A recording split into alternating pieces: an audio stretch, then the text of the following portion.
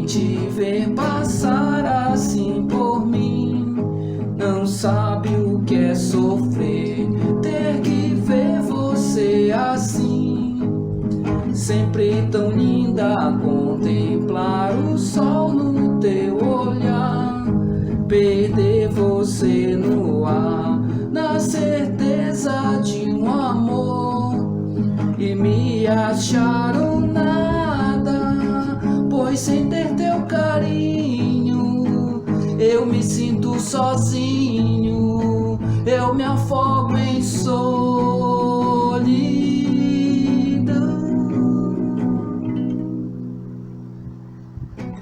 Olá, galera. Meu nome é Wagner, sou professor de literatura. Estou aqui no Plantão da Literatura para falar sobre a literatura medieval. Literatura essa, então, que se manifesta aí dentro de um período chamado de Idade Média. Vamos lá. Primeiramente, vamos analisar a ideia de a origem da palavra trovadorismo, que vem da palavra trovador, e trovador vem de um verbo latino que queria dizer achar. O verbo era trover. Então esse verbo, que significava achar, era a maneira como esses poetas encontravam, ou seja, achavam uma forma de unir ali a música e a poesia. E diante disso, a estética trovadoresca então se forma, ganhando aí a sua dimensão. A palavra, então, trovadorismo vem da palavra trovador, trovador vem do verbo trover, né? E trovador era o nome dado aos poetas que então ali se deslocaram da região meridional da França, ali região que na época era chamada da região da Galícia, se deslocaram para a região da Península Ibérica e lá então começaram a organizar aí essas cantigas, unindo música, unindo poesia. Diante disso, tu tens então o que a gente chama da estética trovadoresca.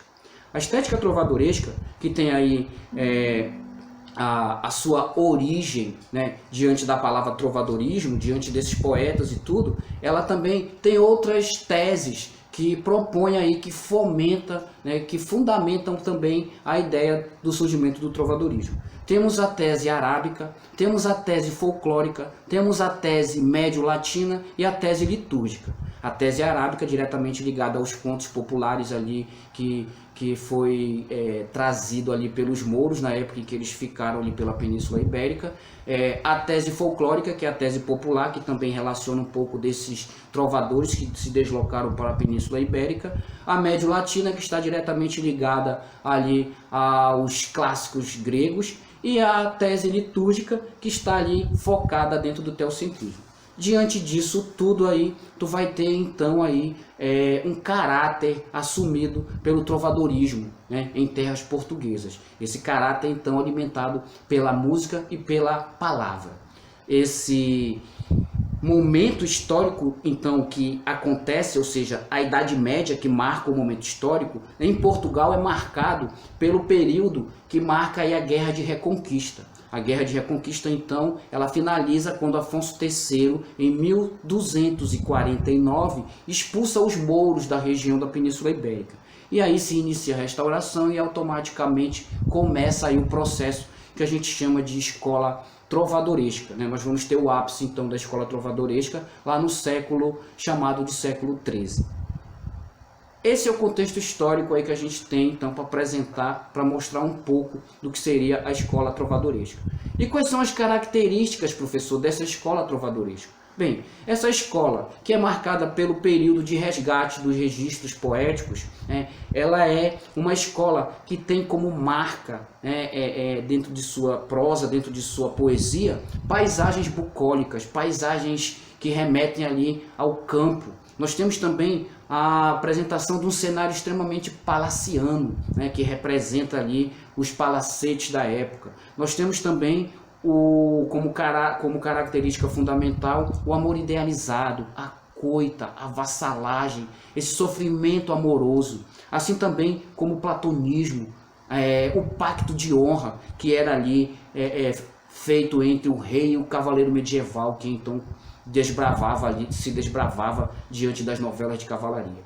Então, características marcantes que nós podemos ver aí dentro do período trovadoresco: bucolismo, paisagem campestre, amor idealizado, coita, sofrimento, vassalagem, pacto de honra, platonismo, cenários palacianos, assim como também influência do teocentrismo. Diante dessa situação, tu vai ter as formas, ou seja, maneira. Tu lembra lá da literatura que dizia que a literatura é a arte da palavra, que se manifesta na forma do verso e da prosa? Pois bem, essa literatura medieval aqui chamada de trovadorismo, ela é a arte da palavra que vai se manifestar nas formas das cantigas e nas formas das novelas de cavalaria. Temos as cantigas diretamente ligado ao verso e temos as novelas de cavalaria diretamente ligado à prosa.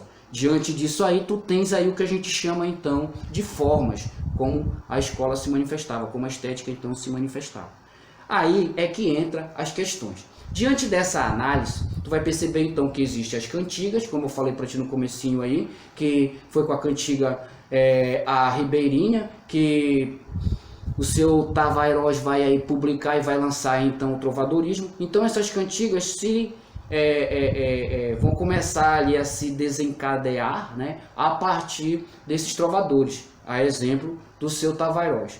E dentro dessa organização, dessa poesia trovadoresca, nós vamos ter alguns recursos, né, alguns recursos formais. Eles usavam ali a estrofe, usavam o refrão, também chamado de estribilho, usavam a atafinda, que dava encadeamento entre uma estrofe e outra. E dentro dessa relação aí, tu tem a estrutura da poesia. Essa poesia se manifestava a partir, digamos assim, dos poetas medievais, que dentro de um sentido hierárquico, tu tens aí o trovador, tu tens aí o jogral, tu tens o segrel e tu tens o menestrel. Cada um dedicado a uma função.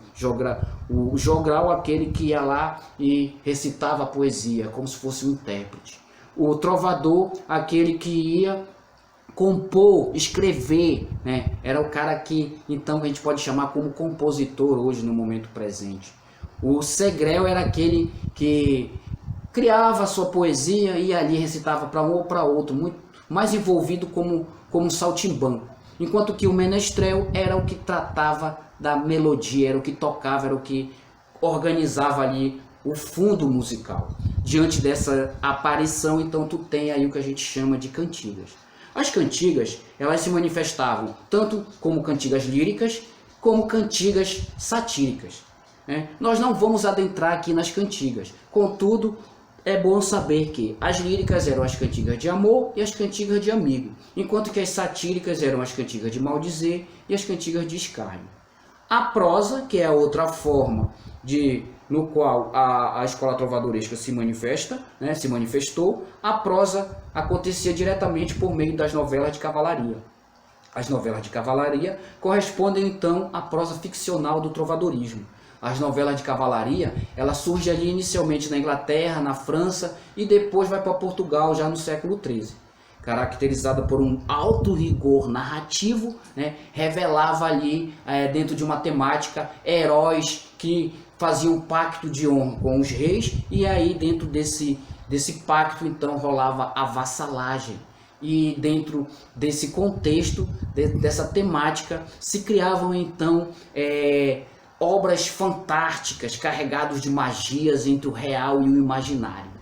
Era um misticismo que que se apresentava ali dentro das novelas de cavalaria. Bem, galera, para a gente falar um pouquinho mais sobre novela de cavalaria, a gente vai ter outro tempo. No momento aqui, o que nos cabe é justamente tu entender um pouquinho dessa prosa trovadoresca, dessa poesia trovadoresca, ou seja, por meio da sua origem, né, de onde ela surgiu, o contexto histórico em que ela estava envolvida, as características que marcam aí essa escola da época e também as formas, né? As formas, novela de cavalaria e cantigas. As características: bucolismo, paisagens campestres, paisagens palacianas, nós vamos ter aí sofrimento, coita, nós vamos ter vassalagem, nós vamos ter platonismo, tudo dentro de um cenário influenciado pelo teocentrismo. Nós vamos ter o contexto histórico, é o feudalismo, é o teocentrismo, tudo dentro da Idade Média. Em Portugal tu tens aí, então, o final da Guerra de Reconquista, a restauração e o auge aí do trovadorismo. Tu tem a origem, que é a palavra trovadorismo, vem da palavra trovador, que vem do verbo latino trover, que quer dizer achar. Achar era a maneira como eles achavam uma solução para produzir ali a poesia trovadoresca, unindo a música e unindo a palavra. Diante disso, cabe a mim agora finalizar com esse trechinho aqui dessa música, que na verdade é uma música contemporânea, mas que retrata muito bem aí essa cantiga de amor, esse sofrimento amoroso, né? Esse eu poético masculino se manifestando pela perda deste eu amoroso. Vamos lá. Quem te vê passar assim por mim, não sabe o que é sofrer, ter que ver você assim, sempre tão linda, contemplar o sol no teu olhar, perder você no ar, na certeza de um amor, e me achar um nada, pois sem ter teu carinho, eu me sinto sozinho, eu me afogo em solidão.